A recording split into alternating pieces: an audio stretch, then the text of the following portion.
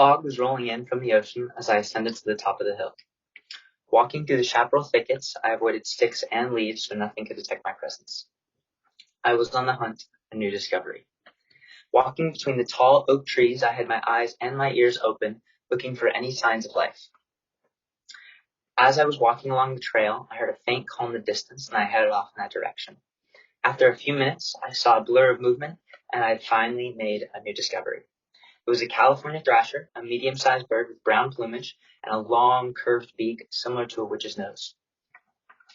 I watched it for a few moments, put a check mark next to its name in my book, and I watched it as it grew wary of me and then flew off to find some privacy. While most people were sleeping in, I was out looking for birds. There are 450 bird species in California, making it one of the most diverse states in the country. Birds from the rocky coastlines to our Central Valley, they can be found just about anywhere, even in our backyards. So what's stopping you from finding them? I'm here to introduce you to the world of bird watching.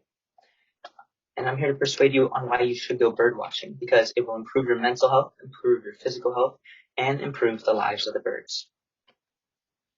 Going bird watching will improve your mental health. When you go bird watching, you have to be out in nature, which through studies have shown has a positive effect on your brain. Being in nature actually slows down your alpha rhythm, which is your basically control center for your stress levels. So being in nature actually calms you down, which is extremely important for all of us who are dealing with responsibilities outside of school or work or anything like that.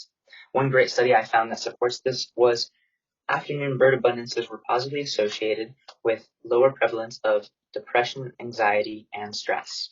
So being out in nature, for me, I would be a much happier person. And I remember when I used to walk my dog or just go on hikes, it really just felt like a chore for me.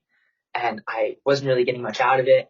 And I was just completely bored staring at my feet while I walked. But every time I go bird watching now, it's like an adventure every time I walk out my front door.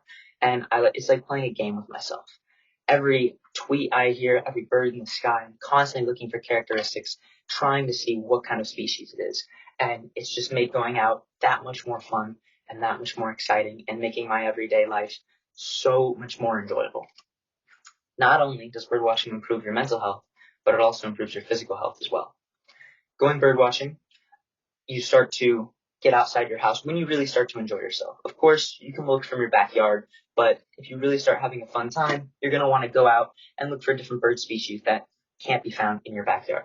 That means going down the street or going on your local hiking trail.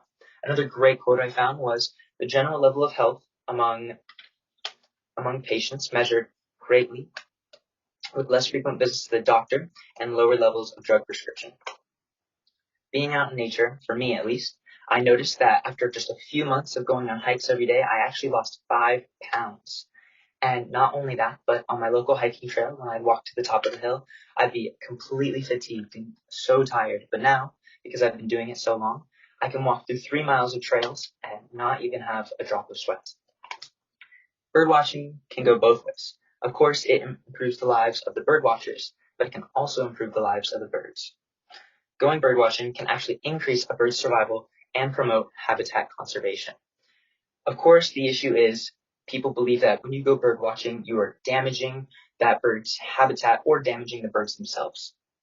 And one quote that supported this was, numerous activities and processes are considered responsible for such declines, such as including tourism-related activities.